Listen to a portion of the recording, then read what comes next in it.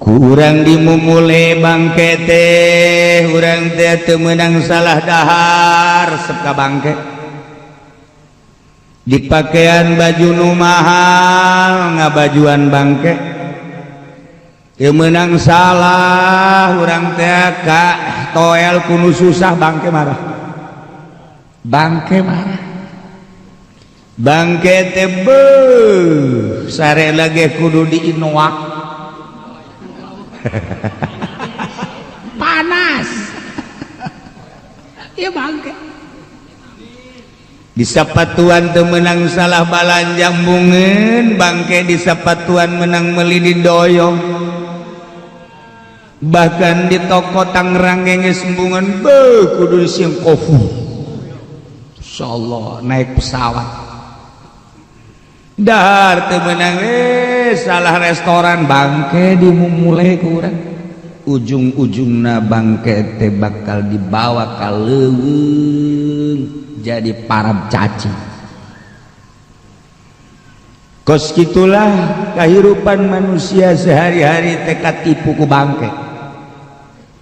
di luhur-luhur awak teh beuh teu meunang katodel bangke roh nu asli teu diurusan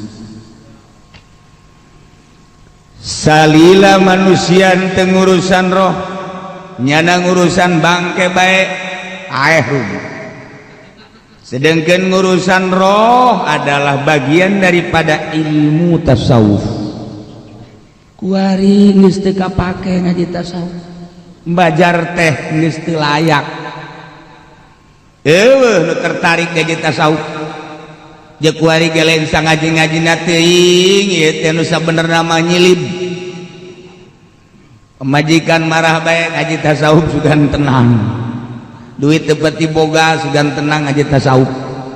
utang ambalaya sugan bae ku ngaji tasawuf mah teu kudu mayar parangsana ya Allah ya Rabbi jadi senderan ngaji tasawuf syaitanir rajim Bismillahirrahmanirrahim. An Abdul Muttalib dan riwayatkan saking Abdul Muttalib ibn Rubi'ata ibn al-Harith radhiyallahu anhu moga dilarban dosa Allah anhu saking Abdul Muttalib gula haling ucap ya Abdul Muttalib ing lafaz gula Rasulullah ucap sabak kangjeng Rasulullah sallallahu alaihi wasallam ucap-ucap ing lafaz inna shadaqata la tanbaghi li ali Muhammadin insatuhuna sadaqah wajib yakni zakat iku ora sayugiaya sadaqah kada pirang-pirang keluarga kangjeng Nabi Muhammad innama hiya awsakhun nas angin pastine utawi ya sadaqah iku pirang-pirang daki ne manusia fi riwayatin lan iku tetep ing dalam riwayat utai lafaz wa innaka wa innaha la tahillu li Muhammadin wa la li ali Muhammadin nisatuhu la sadaqah iku ora halal ya sadaqah kadue kanjeng Nabi Muhammad lan ora kada pirang-pirang keluarga Muhammad rawahu Muslimun wis ngariwayatkeun hu ing hadis sahih Imam Muslim diriwayatkan di Abdul Muttalib bin Rubi'ah bin Harith radhiyallahu anhu urang teu pernah amprok jeung kangjeng Nabi jauh segala-galana nagara na jauh zaman na jauh tetapi aya bahasa tuba lil ghuraba bahagia jelema anu jauh jeung kangjeng Nabi tapi nuturkeun ka kangjeng Nabi dibanding jeung jelema-jelema nu amprok di zaman kangjeng tapi inkar ka kangjeng urang mah jauh ka kangjeng tapi urang iman ku iman urang bisa ngupingkeun dauhan-dauhan kangjeng di zaman anu geus bobrok zaman anu geus rusak tapi celi urang dikucuran ku pidauh Kangjeng sanajan teu nuturkeun ya ngaji mah ngaji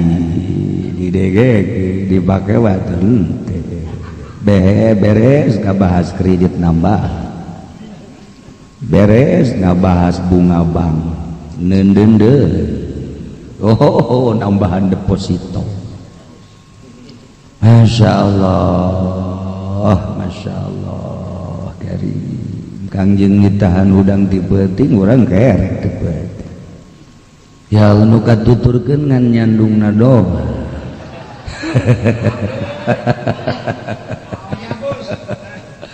ya Allah lumayan lagi aya nu dipake aya anu hiji bae riweuh masyaallah sarua jeung boga pabajikan opat hiji riweuh biasa aya nu endek nyandung ngan teu laku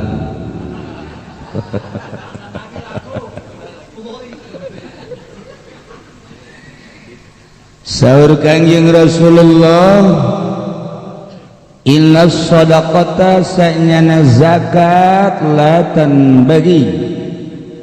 teu pantes teu layak teu meunang li ali Muhammadin ka keluarga Kangjeng Nabi Muhammad emang kunaon nu menta kulah innama hiya teu aya lian pasti sedekah eta adalah daki manusia teu pantes awak anu mulia didakian di kotoran teu pantes mentek Gus Dur ngomong saya mohon kepada Allah supaya badan saya jangan kemasukan benda-benda bahasa Gus Dur lain lalaga saya selalu memohon kepada Allah supaya badan saya tidak kemasukan benda-benda yang nama bahasana benda meureuneunan tafsiran jelema teh meureun ulah kaasupan kuring ulah kaasupan ku obat ulah kaasupan ku berbagai benda-benda lain nya seuri bae begitu di tafsiran kos kitu entah atuh masalah kos kitu basa pira ajang kekebalan tubuh tetapi Gus Dur ngomong jangan ada kemasukan benda-benda teh hate ulah aya salian Allah nya nama jadi presiden tapi hate embung kacampuran ku salian Allah hari si presiden lain RT lain pas sedek-sedek dina hate teh karung ayam karung goni Allah na nyempel malam Allah teu meunang aya nu kadeuleu jeung kadenge kurang aja disempilkeun dina hate ya Allah ya Rabbi nu lenggik aya di hate Gusti du demplon aya rusak hate urang dah ulah aya nu asup ka keluarga Kangjeng tina daki-daki manusia dina hiji riwayat daima wa innaha la tahillu li Muhammadin wa la li ali Muhammadin saenyana zakat teu halal ka Kangjeng Nabi Muhammad jeung teu halal ka keluarga Kangjeng Nabi ulah masyaallah al ma'na al ijmali utai kilaiki kumana kang bangsa kasimpulan syarrafallahu taala an-nabiyya ngamulyakeun sapa Allah taala halim haluhur ya Allah ingkang jeung Nabi sallallahu wa alahu lan pirang-pirang keluarga Kangjeng tasyrifan lahum karena Allah ngamulyakeun kadueun Nabi wa binisbatihi ilaihi an akhiz zakati kalawan ngabangsakeun Allah maring Kangjeng Nabi saking ngalep zakat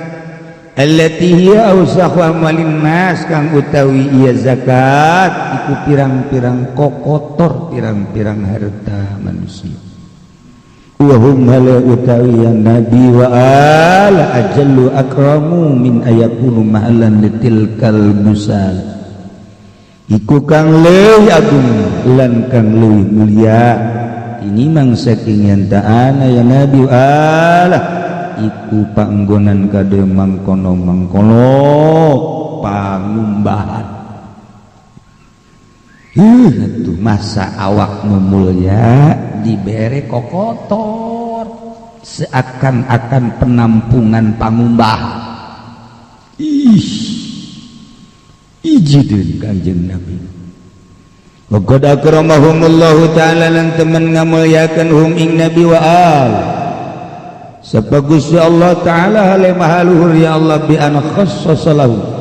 kalawan yang tanangtukeun ya Allah lahum kaden Nabi wa al min khumusil khumus saking khumusil khumus ma yakfihim ing barang kang nyukupi ya ma ing Nabi wa al yugnihim lan nyugihkeun ya ma ing Nabi wa al wa tahrimu zakat alaihi mujmaun alaih lan utawi den haramkeun zakat ing atase kanjeng Nabi sallallahu alaihi wasallam iku mujma' alaih masyaallah wa amma ala alihi faqad qila lan adapun ing atase pirang keluarga kanjeng Nabi iku maka temen den ucapaken apa bitahrimi kalawan den haramkeun mutlaqan ala mutlaq sawaun muni'u min khumusil khumus amla kepada utayan dan cegah ya Nabi wa ala saking khumusul khumus amla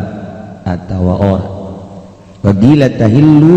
waqila wallahu waqila lan den ucapaken lafaz tahillu halal ya zakat atau sedekah lahum kade al inmuni ulamun den cegah ya al min khumusil khumus saking khumusil khumus li faqrihim wa ihtiyajihim kena butuhe ya Allah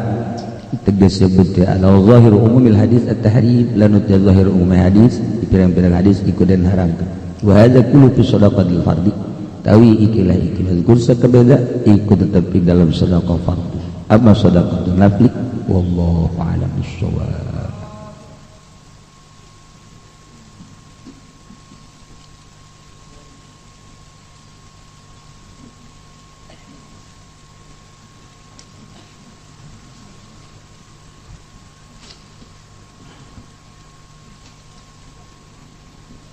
Bismillahirrahmanirrahim. Wa hadhil asma'ul itsna asyara usul asma'illahi ta'ala.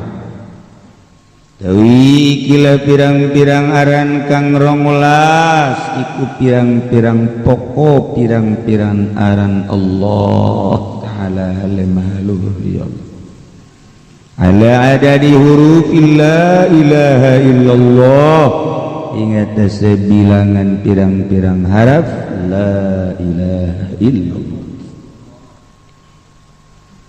hurufu hadhil kalimah 12 harfan maka utai pirang-pirang haraf ikilah kalimah iku 12 apane harfan haraf fa asbatallahu maka netepaken sapa Allah fi atharil qalbi ing dalam pirang-pirang latar hati izan ari asbatallah likulli harfin isban wahidan kadua saban-saban harap ing aran kang suwi likulli alamin kadua saban-saban alam salasata asma'in inklu pirang-pirang aran fa asbatallahu biha qulubal muhibbin maka netepkeun sapa Allah biha kalawan salasata asma' ing pirang-pirang ati wong kang demen kabeh maring Allah magal Allah Ta'ala kaya oleh ngadau sapa Allah Ta'ala yusabbitullahu alladhina amanu bil qawli tsabiti fil hayati dunya wa fil akhirah wallahu a'lamu bimuradi netepkeun sapa Allah ingong akeh kang padang imankeun ya alladzina kabeh kalawan ucapan kang tetep ing dalem kauripan dunya lan ing dalem akhirat fa anzalallahu alaihi maka nurunkeun sapa Allah ing atase alladzina amanu sakinatal unsi ing katentreman aring wa asbatallahu syajarata tauhid lan netepkeun sapa Allah ing tangkal kayu tauhid asluha thabitun fil ardi as-sabi'ah bal fis sara wa far'uha fis sama ila ma fawqil 'arsy utawi akare ya syajarah tauhid iku kang tetep ing dalam bumi kang pitu balik ing dalam sapatala lan utawi cabange syajaratut tauhid sama iku tetep ing dalam langit teka maring barang kang tetep ing dalam sadukuring arsy qala Allah taala ngadawu sapa Allah taala kasyajaratin thayyibatin asluha thabitun wa far'uha bis sama kasyajaratin thayyibah kaya tangkal kayu kang becik kang utawi pongkole akar syajarah thabitun iku kang tetep wa far'uha bis sama dan utawi dahan syajarah iku tetep ing dalam langit.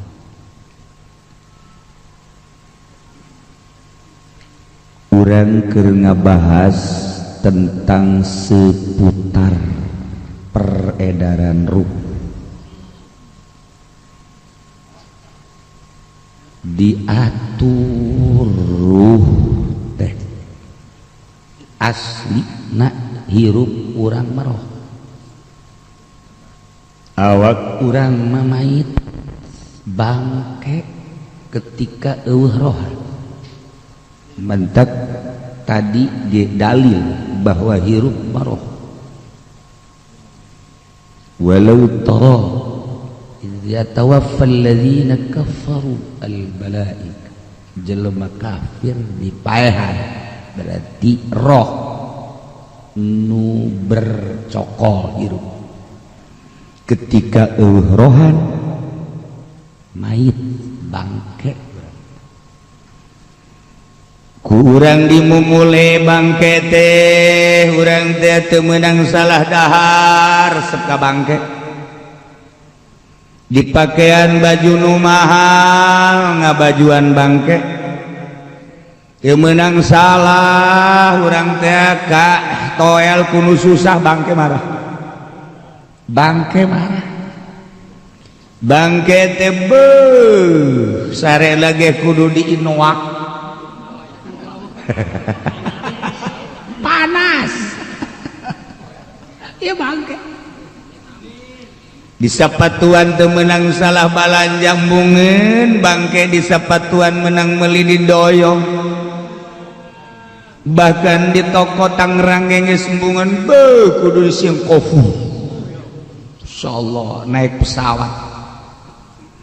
dahar teu meunang salah restoran bangke dimumule ku urang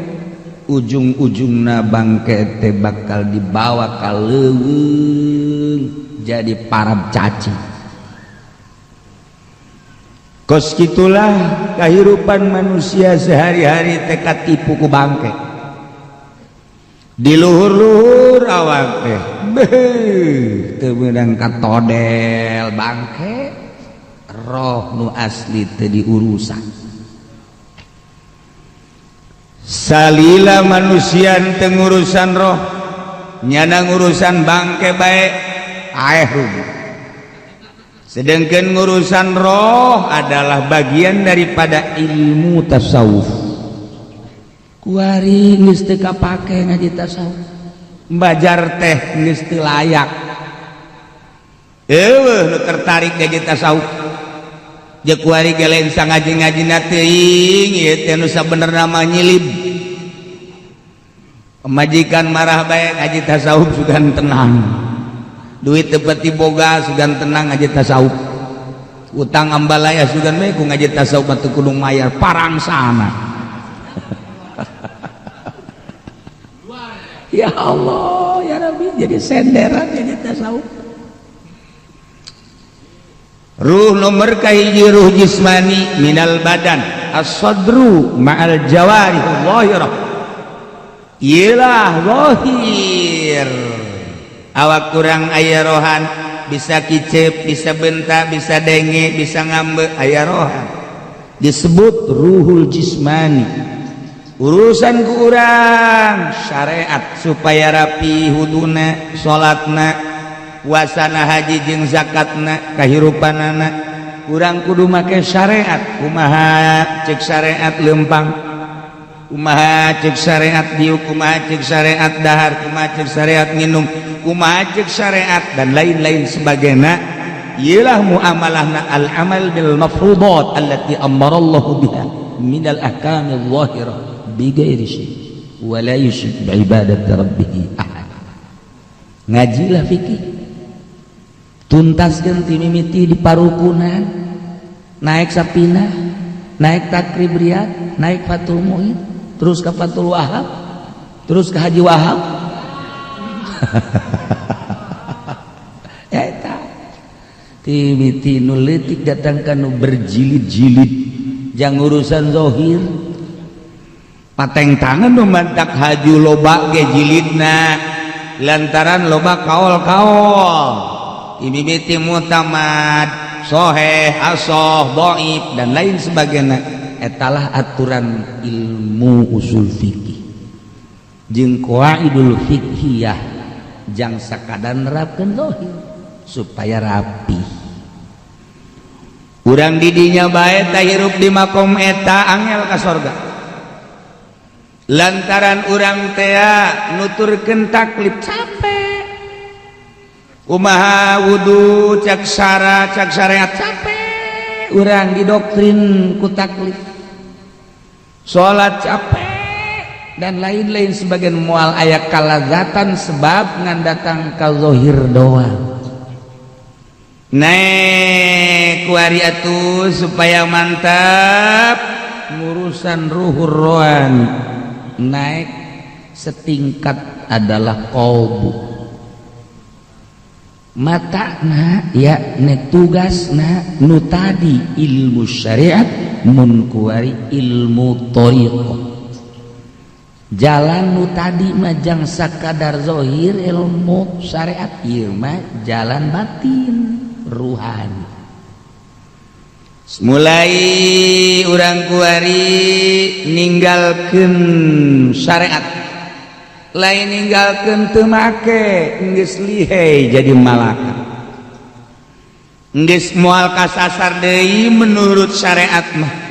Sare dihudangkeun diuk aya nu nanyakeun rukun wudu moal diengkekeun deui. Bib, ya,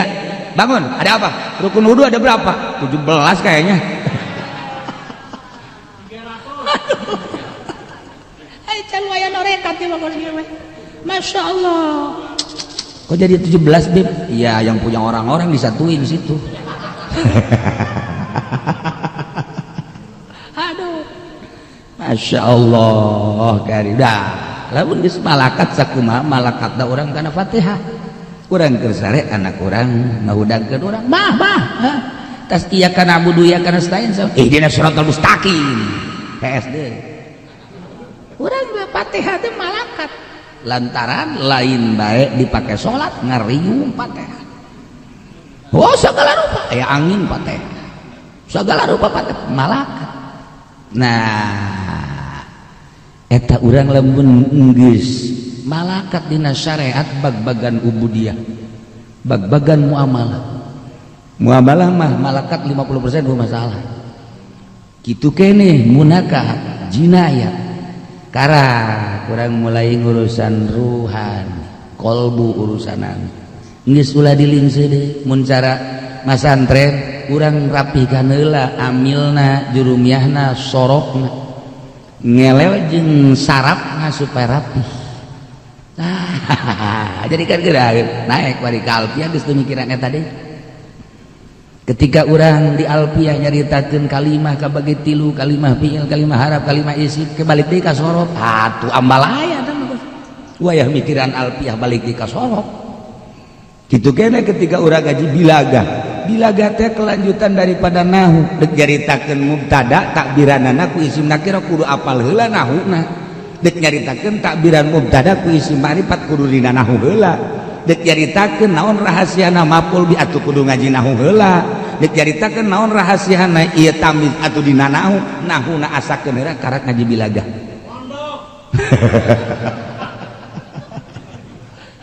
Ati ujug-ujug ngaji bilagah, nahuna teu beres atuh baca. Jadi tahapan. Nah, ieu keur carita ilmu adab. kuari urang ilmu ibadah zahir heula geus beres zahir karak mulai ruhani tahap kedua ruhur rohani mata'uhu ilmu tariqah muamalahna tugas isyghaluhu bil asma'il arba'atil ula bila nutkin wala harfin min usulil asma'il 11. Urang teu kudu ngomong geus datang ka ruhani mah ruhani mah teu butuheun hijaiyah nu butuheun hijaiyah mah qori sod dan puasa kok bau paeh sodna kubur habek zo eta mah zahir ketika ruhani urangna sidakep sinu kutunggal beureum di keheningan malam saat batur keur meujeuhna lelap sare urang huda kemudian mengangan-angan di manakah Sarwiti sekarang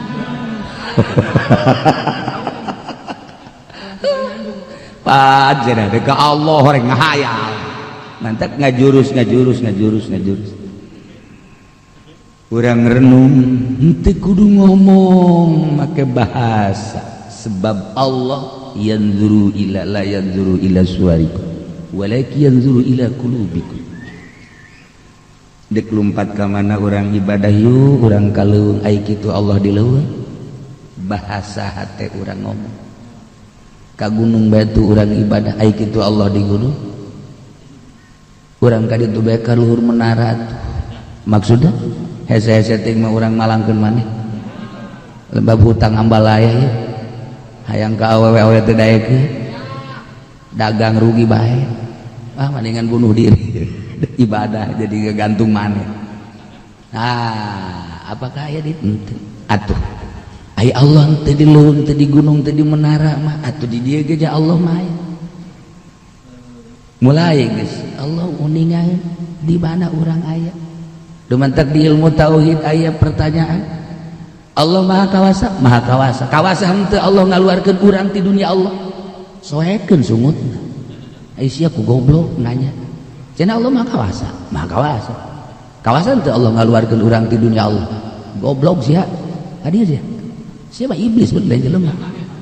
ieu cenah teh ieu pang ngajawab emang aya dunia lain buatan Allah tampilin sapoe nah kudu sanggup kos kitu teh urang dek norekat Allah kawasan teh lamun Allah kawin atuh bebesanan mun hai sia sanggup bebesanan jeung Allah digaledegan sia ku Allah nah eta lah kudu asakeun urang ilmu tauhid awal wajibin 'alal insan ma'rifatul ilah bistiqan ieu mah kan deuk ngalarasa urang kudu belajar heula tina ilmu tauhid wajib di Allah nu mustahil di Allah kabagi sabaraha nafsiyah salabiyah ma'ani ma'nawiyah ta'alluq sifat Allah geus urang teh geus teu ngagigeug deui ketika manggih untung alhamdulillah ketika manggih rugi geus innalillahi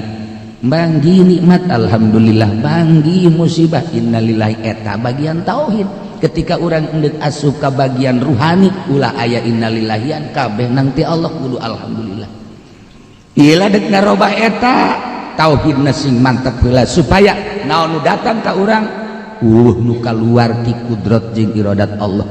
lamun nu kaluar keur untung alhamdulillah keur rugi alhamdulillah dina pada kabeh nang di Allah sehat nang di Allah gering nang di Allah alhamdulillah kabeh urang dikersakeun boga pamajikan geulis alhamdulillah kebenaran orang balik di pondok dikawinkeun ku kolot urang nya beke nya hideung nya gendut tetap alhamdulillah ini anugerah dari Allah ini baru pilihan orang tua belum enggak lama lagi pilihan saya berarti aya di atas nyandungnya eta ih nang Allah kabeh ulah aya innalillahiyat emang kabeh aya nu kaluar ti Allah eta cenah kapan likulli nikmatin alhamdulillah wa likulli musibatin innalillahi eta mah urusan syariat make tauhid nu tadi TK ieu mah kan urang deuk boga rasa lamun boga rasa nang Allah kabeh atuh mah nya deuk di innalillahian alhamdulillahan kabeh supaya boga rasa cing kumaha urang ibadah gara-gara ka Gusti Allah yang tenang di leuweung teu kudu di leuweung komo aju urang guruan mah ka Gunung Karang balik ngarang sia ye parangsana emang Gunung Karang kumaha mau aya di dinya orai sanca aya di dinya ye atuh cenah cegena cenah atuh di menara emang Allah di menara di Mekah emang Allah di Mekah kapan deka Allah di dinya ulah nunggu engke deui Allah aya selalu berbarengan jeung urang innallaha ma'ana wa huwa ma'akum aina ma kuntum sok gerage sok nah melalui guru kehadiran Allah teh supaya karasa sebab urang geus baca 2 kalimat syahadat urang bersaksi ketika urang nyebutkeun asyhadu alla ilaha illallah aku bersaksi abdi nguni abdi nyaksian abdi nguningakeun nekadkeun bari encan aya Allah na jero hate cek ahli tarekat murape eta di kumaha atuh dihararese mantak ngaji ieu mah teu meunang anu teu mondok teu meunang ieu mah anu bangsa tukang karung teh apkir was itu mah apkir ngaji ieu mah teu meunang ieu geus mondok nangis kebel tama anu teu bisa-bisa ngaji Gusti Allah tetapi eta urang ukuranana ukuran syariat model kos kitu maha kawasa Allah ketika Allah ngajadikeun wali ka hambana orok dijadikeun wali ku Gusti Allah masa Kangjeng Nabi Isa di ayunan keneh bisa ngomong masa ujar di ayunan keneh bisa ngomong kemudian masih loba-loba keneh lamun eta garong ngagarongkan Syekh Abdul Qadir ketika eta keneh diangkat jadi wali Allah Ki Fudel bin Iyad tobat jadi wali Allah bareng babari teh mah kumaha Allah dia jelema kuari dia anu bodoh nu teu mondok aya nu husu salatna kiai anu sorbana ngambay ka handap teu husu mikiran bae ngariung malam ieu di mana cek yana ngan secara struktur tetep kudu rapi heula secara struktur mah jadi kudu make sistem jadi kudu make aturan praktis tetep ngaji heula syariat nu rapi nyulusup ka ilmu thariqah sebab nu bodoh mah kan kadang-kadang ngomong ente tarekat di mana ambo tarekat sih diobrolkeun kos kitu anu mah di anu ente boga guru mursyidnya sabaraha nu hiji Haji Mursyid Pasar Kemis nu hiji aja mah thariqah mah lain obrolin zahir thariqah mah qalbu guruna sing rapi ulah wa kamere thariqah lamun masih keneh ngabeo cara manuk beo dirahasiakeun bila perlu pamajikan ge ulah nyahoan pamajikan ge ulah nyahoan urang norekat henteu ieu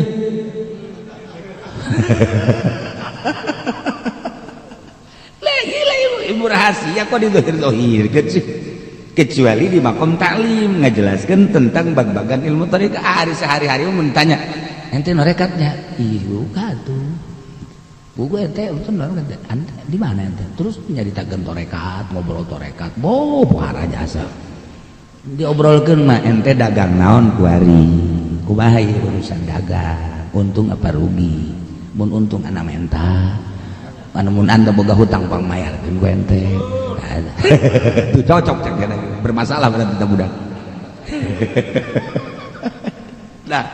muamalah la isyghaluhu bil asma'il arba'atil ula mimiti dibere ku guru la ilaha illallah sesuai jeung aturanana tarik napasna silana ngabantingna dan lain sebagainya naik kuari Allah Allah Allah kopi berarti geus lain urusan sungut urusan lisan urusan kolbu anu bakal nempel dina ruh kuari naik deui kuari nah geus Allah Allah Allah Allah kuari huwa carana lain huwa na cara narik napasna nu hese ge kudu boga guru ai huwa-huwaan mah aturannya bisa huwa tambahan el huwal eta mah nembak puyuh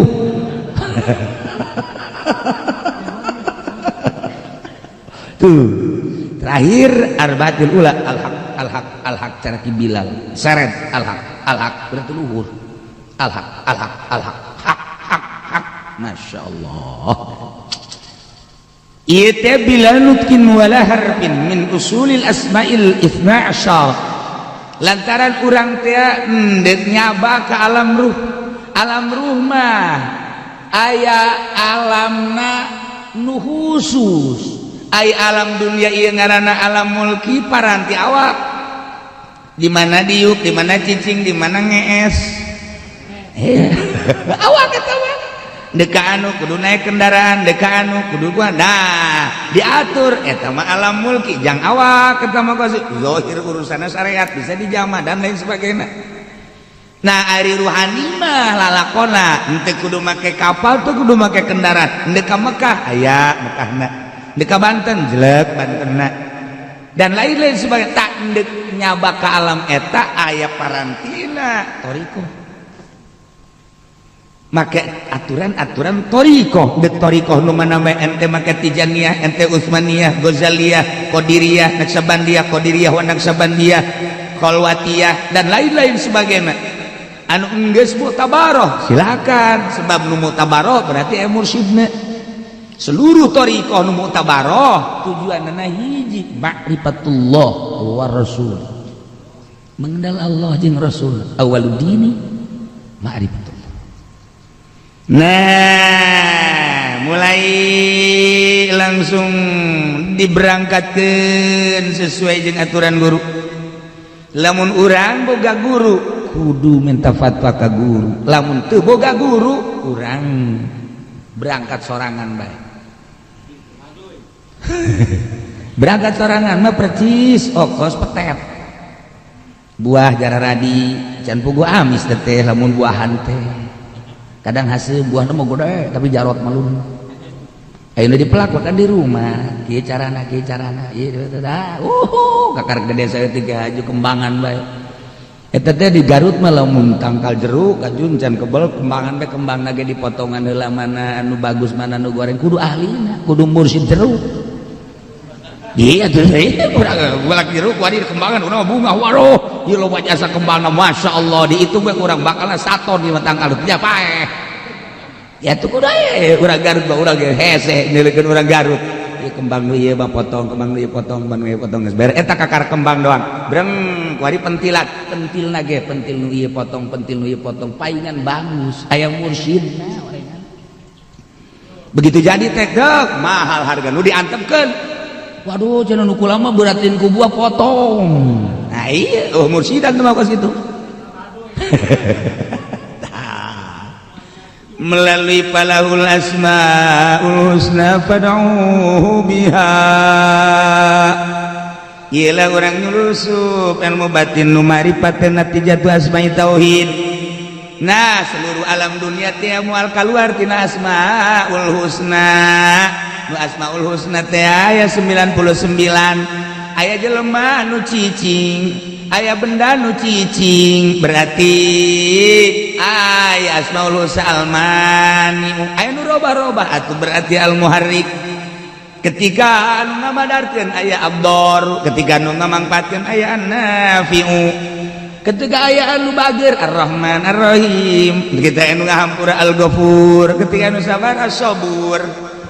nu kaluar mun dikaji kabeh ku ahli thariqah kabeh aya asmaul husnaan urang deuk nyaba ka mana tinggal sebut asmaul husna datang ka eta nu mantak dititah ge ku Gusti Allah aya man tad'u falahul asmaul husna ngan carana we urang deuk datang ka eta teh kumaha carana guru mursyid anu bisa ngadatangkeun nungtun kade tuh urang di ka Bandung teh nyawa jalan urang di ka Bandung jeung Haji Pende ka Merak paling ka Merak engke ge nyana nipu mana Bandung aja ieu Bandung jeung ieu mah Merak Bandung aduh aing Bandung di Bandung cak aing Bandung masyaallah tah mah kos jelema teh nyawa ka dodol kemudian dibere arem kunyana ieu dodol sih kos ieu dodol tekankeun ku ieu dodol dasar urang Arab atuh di dahar bae kunyana cemongan enggak dieu ngadahar dodol jadi kos ieu urang Arab gara-gara guruna teu mursyid deuk ngadahar dodol jadi arem kita salah guru tuh urang deuk ka Bandung aya nu nyahoeun mah deuk jalan ka mana ieu oh urang jalan puncak bae ulalah orang jalan Cikarang bae, ulalah orang jalan Jasinga bae. Weh, Masya Allah, kama kolar Roma Irama. Banyak jalan menuju Roma. Nang disiap mana ini ya.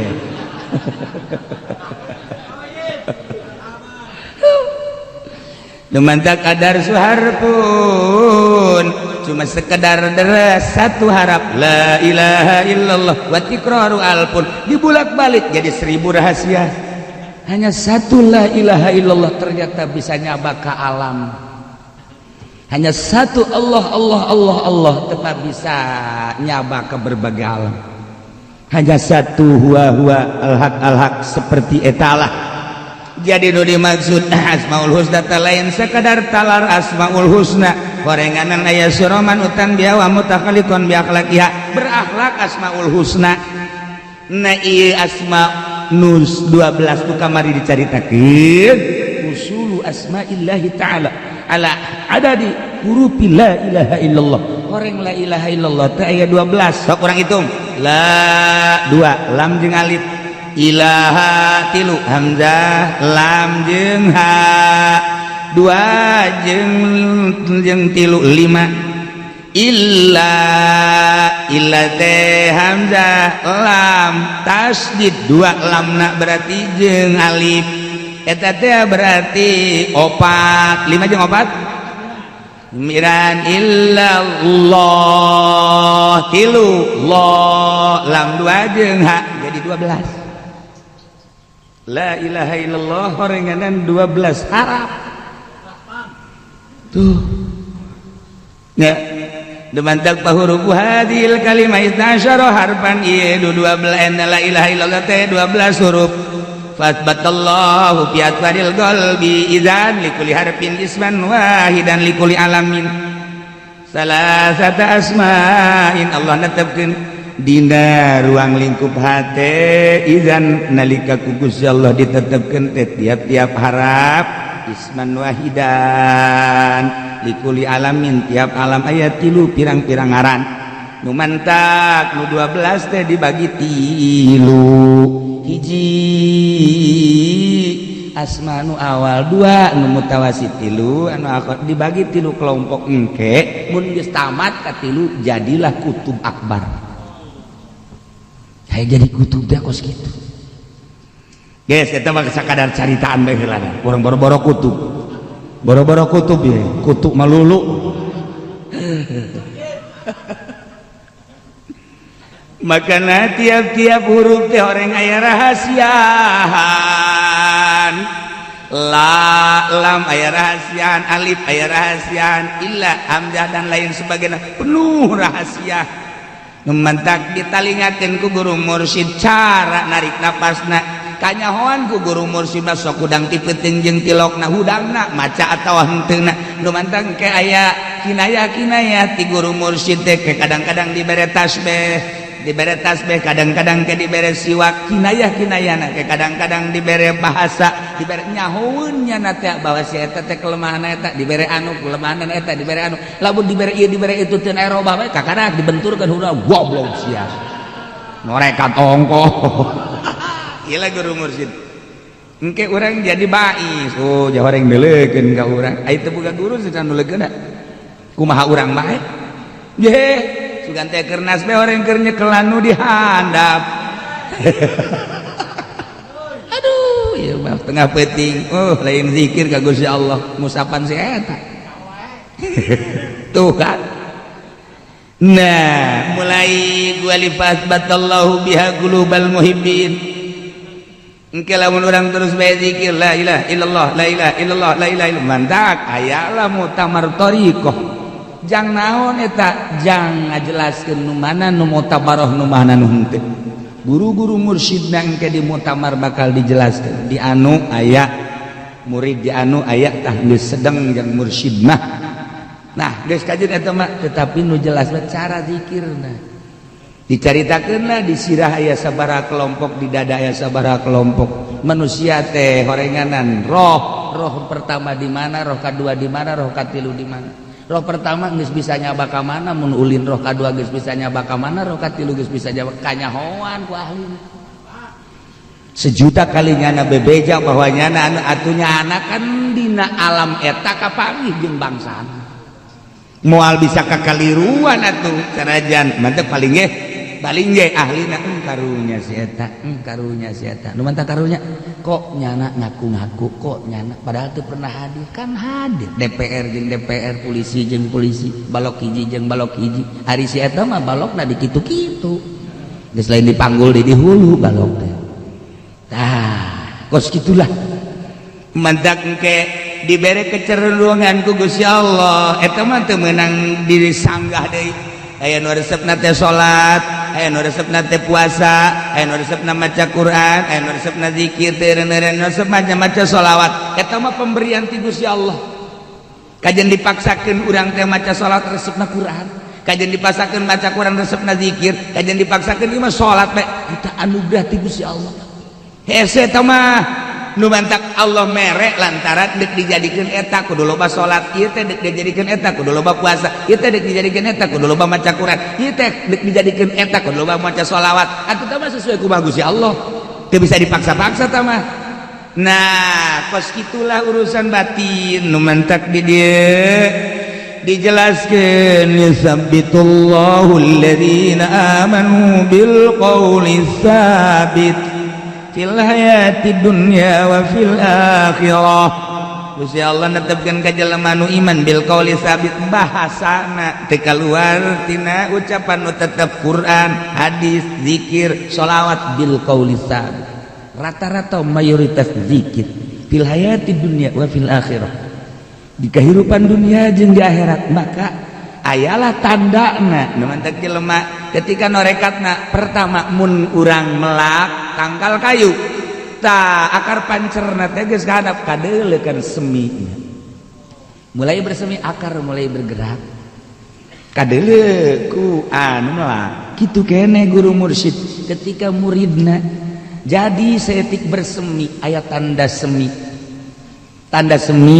si eta jadi murid aing mulai bersemi si eta jadi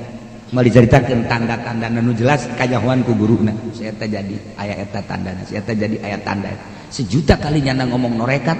tapi ieu kan ibarat tangkal kayu teu bersemi atuh teu jadi malah beuki kebal beuki garing lain bersemi garing ya para rotong tah iyalah Anzalallahu alaihim sakinatal unsi Anas sarua Gusti Allah nurunkeun ka alladzina amanu anu geus bil qauli tsabit fil hayatid dunya bil akhirah jadi aya katentreman jiwa aring selalu sebab babarengan jeung Allah urang kakarek babarengan jeung pejabat bae ge asa tenang hirup di alam dunia dek ka mana bae ge janyana rajana kapan di Tangerang teh sedangkan aing babarengan jeung rajana jeung bupati deuk saha nu nangkep aing urang lelempangan jeung Kapolres deuk saha nu nangkep janyana nu sok nangkepan mah tuh urang babarengan jeung nya tenang urang babarengan jeung nu sugi ngeunaheun lantaran deuk naon kabutuhanna aya di nya anak ieu mah raja di raja bareng jeung Allah deuk batu tenang dek berang dek peting eta mah hanya pergeseran matahari dek leuweung dek kota eta mah hanya situasi dek gunung dek datar eta mah sakadar penglihatan mata zahir hakikatna mah kapan nu Allah keneh urang bareng jeung Allah sakinatal ans tentrem tenang malah mambungan digiriung-riung ku jelema teh nyeunaan keneh sorangan nya nama ketika manehanna keur manteng ka Allah aya jelema nu ngadegetan embung menghindar wabe ahli Allah tetap ketika embung babarengan jeung jelema menghindar teu butuh aing ka jelema naon si jelema ngan ngariweuh-riweuh doang hiji be jeung Allah tenang jeung Allah fa anzalallahu alaihim sakinatal nah di dieulah bakalna asbatallahu syajaratat tauhid asluha sabitun fil hadisabiah wallahu a'lam bissawab deui geus kajeun batur babararsi beureunan hatena bersih tina naon kiai rereged di antara nu ngahalangan teh 4 perkara hiji dunia nomor kedua makhluk nomor ketilu nafsu nomor keempat setan mun opat perkara geus eueuh di diri urang di hati urang bakal tetempuan beda dedengian beda dunia ulah dipuateun ka jero hate cukup dileungeun bae dunia ulah diasupkeun ka jero hate urang boga duit 1 miliar dileungeun bae tah ulah diasupkeun ka hate dan ieu mah aya mepak di hate bogana mah ngan 100.000 nu mepekna 1 juta di dieu ngeleuwihan ti kaboga ieu hayang itu hayang itu rencana ieu rencana eta nu rusaknya iya jadi mainan doang nu ngantak tendeunna dileungeun doang lantaran bakal ditinggalkeun ku urang nu dibawa nu aya di hate urang kos gitulah carita dunia mah terus beja urang keur cicing di dunia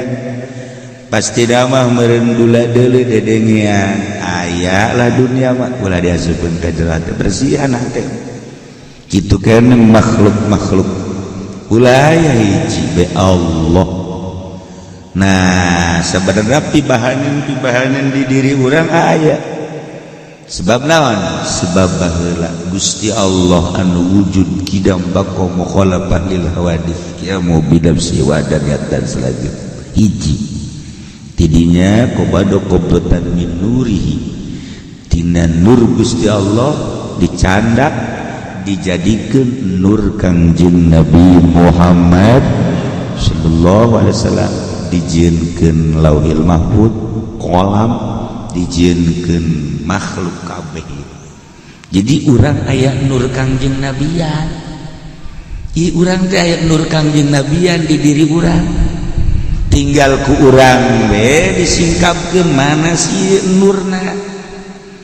kok teu kapanggih ieu nur aya ke tetangga urang ieu nur teman nur bangsa teman ieu nur nu aya di diri urang kok teu kapanggih ku urang can nyingkap kalimpudan ku nafsu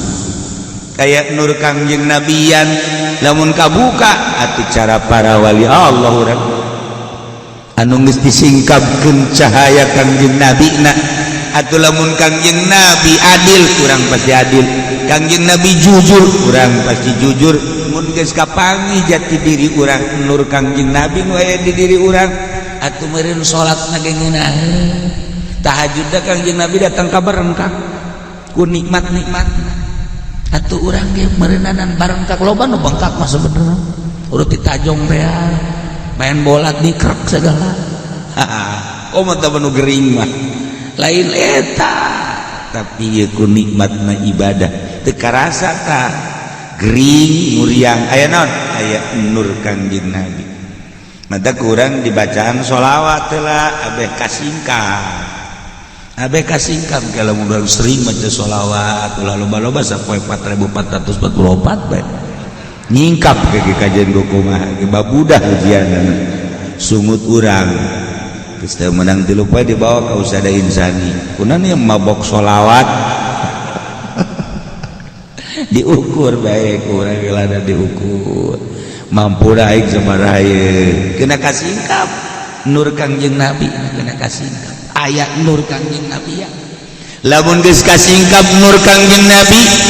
aya nur Kangjeng Nabi teh pan menang ti Gusti Allah atuh bakal kasingkap Gusti Allah di diri urang lamun geus kasingkap tarak oh kadeuleu Gusti Allah urang ngucapkeun Allahu Akbar kemaha agungan Allah teh karasa lain ka omong karasa nah ibadah teh supaya karasa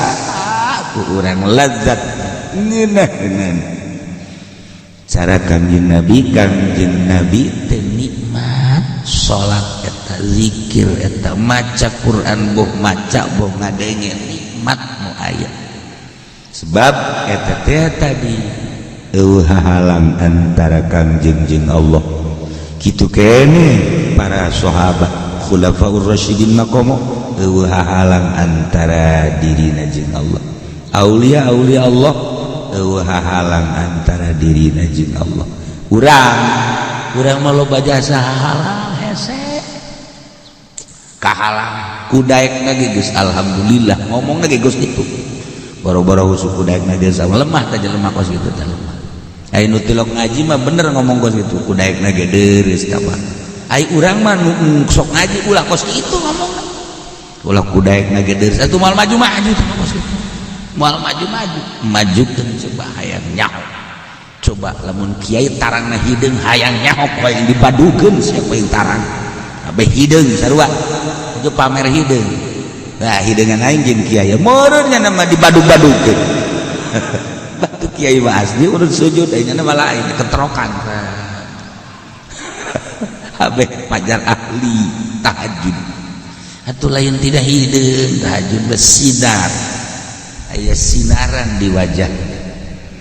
Kadeuleu katempo ahli Allah mah sebab di dieu kan aya cacaan. Di kolbu aya syu'a nyorot ka dieu.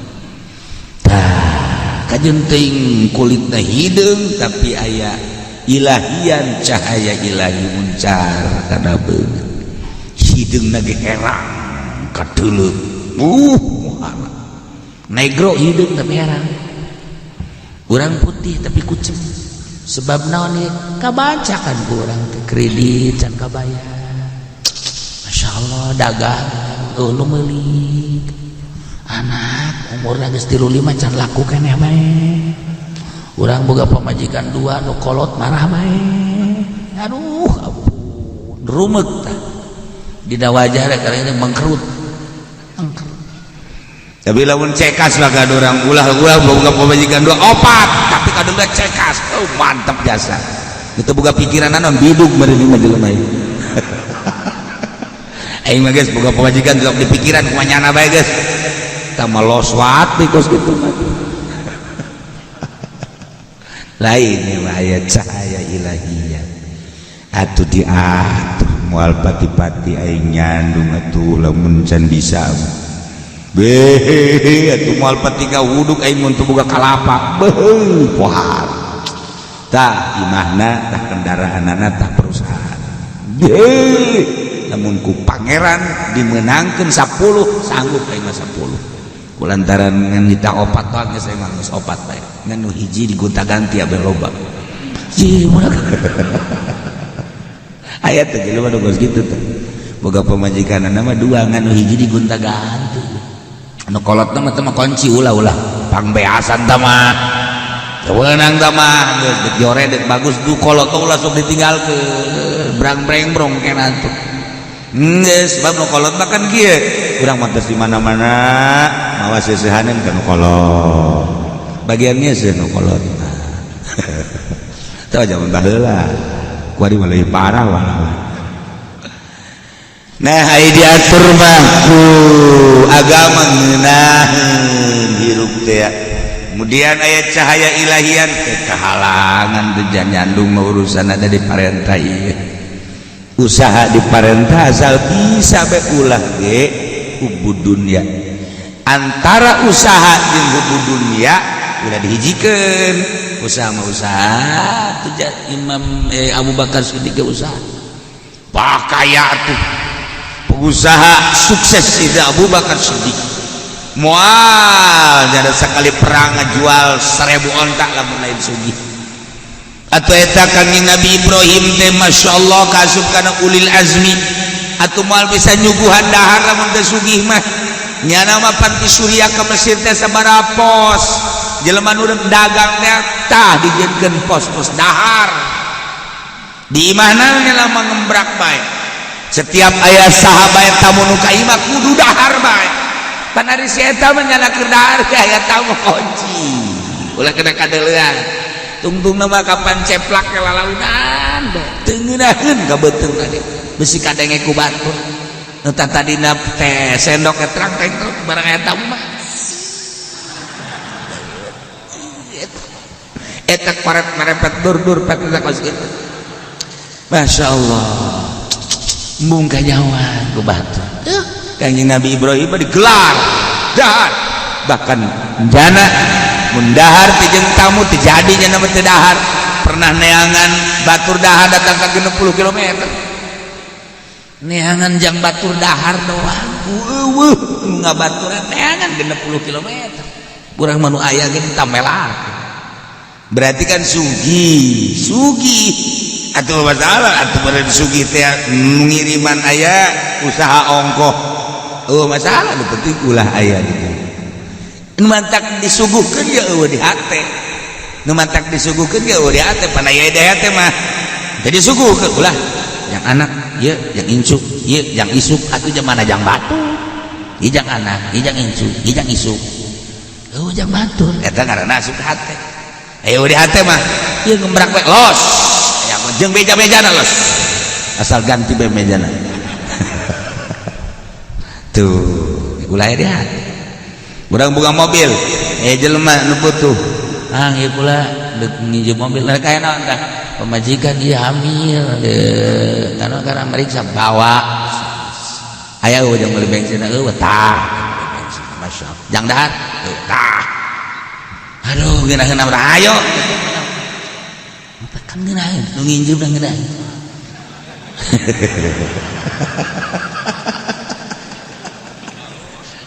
masyaallah maji ulah nginjeu mobil naon